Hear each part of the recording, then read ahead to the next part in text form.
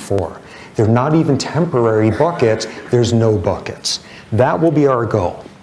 Now, in thinking about this and approaching human behavior, the biology of human social behavior, often the biology of abnormal human social behavior, we're going to have three intellectual challenges. The first one is recognizing circumstances where there is nothing fancy about us whatsoever. We are just like every other animal out there. And where the challenge is to accept that. Let me give you an example. You are a hamster. You are a female hamster. And you're sitting in your cage, and as a female hamster, what you do is you ovulate every 5 days or so, and you're going about your business and everything's great. Now, somebody puts another female hamster in the cage with you. And over the subsequent month or so, what happens is both of you will begin to lengthen your cycles and eventually synchronize them so that you are both ovulating the same afternoon on a regular basis. Amazing. This actually works this way.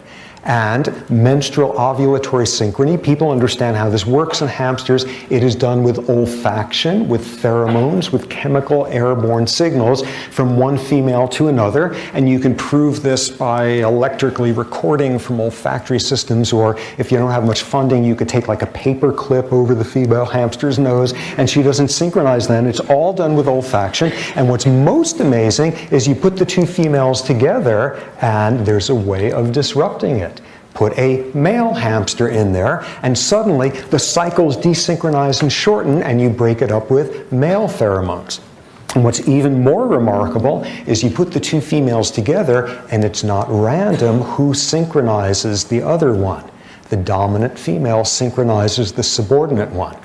Totally understood. People have been working on this for years, and it works this way in like goats and sheep and dogs and cats and pigs. Apparently, you could go to a 7-Eleven somewhere in Iowa and you could buy a can of pig ovulatory synchronization spray and take it home and just run wild. I have no idea why you would want to do that, but nonetheless, that's how you, like, it's up there with the cans of Cheese Whiz or whatever, and it's that well understood. And what's remarkable is it works exactly the same way in us humans, where it is known as the Wellesley effect.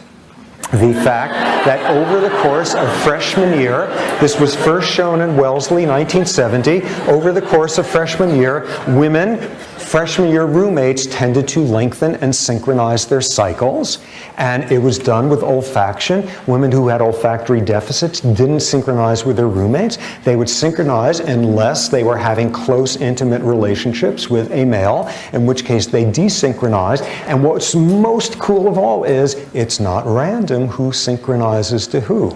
The studies tend to show is the individual who is more socially outgoing, extroverted, dominating is the one who synchronizes the other one. And this is well enough understood that when I was in college, people would sit around at the dinner table and say stuff like, oh, when we roomed together in the summer, I had her synchronized by August 1st. You know, this is what happens if you hang out with biologists, but we're exactly the same. The challenge there is recognizing there's nothing fancy about us. At various points in the class, we will look at comparisons between the human and the chimp genome, and it's virtually the same. Some of the time, we are just a plain old off-the-rack animal. The second challenge is going to be circumstances where we appear to be just like everybody else, all the other organisms out there, but we do something very different with the similarity. Let me give you an example here. You have two humans, two individuals who are going through a ritual. They are sitting at a table.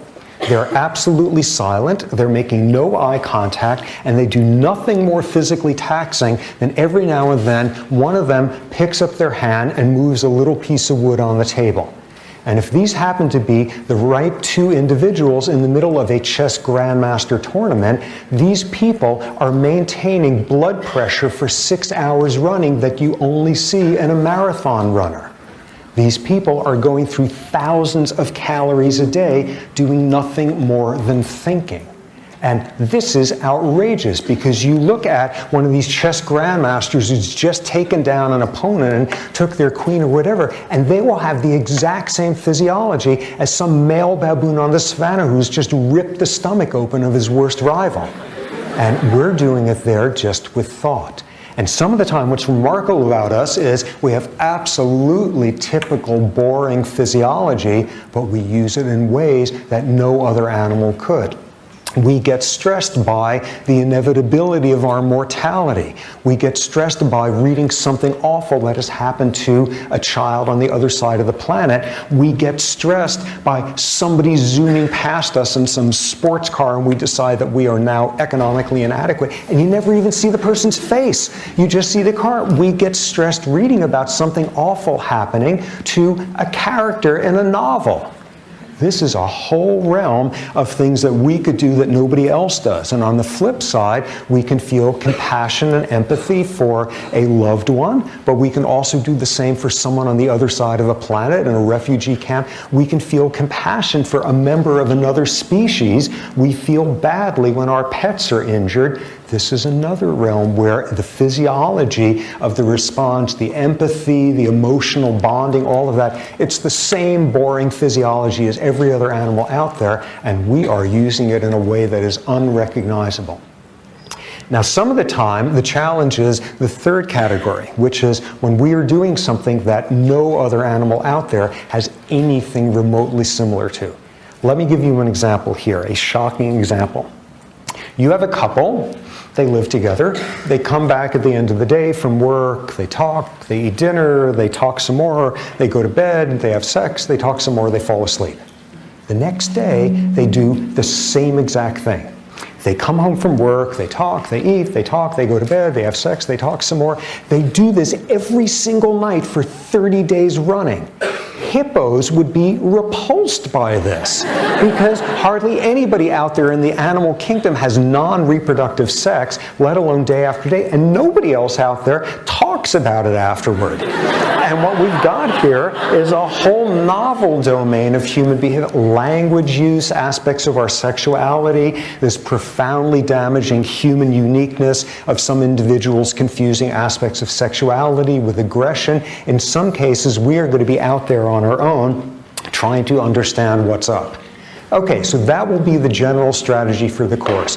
We will resist categorical thinking over and over and over, not just because that's cool and nuanced and subtle and all of that, but fall into categorical thinking and you can do unspeakable damage in a realm of science that makes a difference. We will do so thinking constantly about ourselves as a boring species just like all the others out there, as a species that has the same boring physiology but uses it in ways that are unrecognizable, as a species that does some things that are simply without precedent out there, and constantly struggling with what does biology have to do with it. Okay, general structure of the course. The first half